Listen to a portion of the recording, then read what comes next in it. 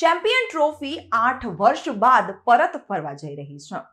આ ચેમ્પિયન ટ્રોફીમાં 8 ટીમો રમનારી હોય જે આજથી શરૂ થવા જઈ રહી છે. આ ટુર્નામેન્ટ 19 દિવસ સુધી ચાલશે, જ્યાં ચાહકોને ભારત પાકિસ્તાન મેચ સહિત 15 જેટલી શાનદાર મેચ પણ જોવા મળશે. આજે 19 ફેબ્રુઆરી બુધવારના રોજ ગુજરાત સહિત દેશના વિવિધ રાજ્યોમાં અનેક વિવિધ કાર્યક્રમો યોજાવા જઈ રહ્યા છે.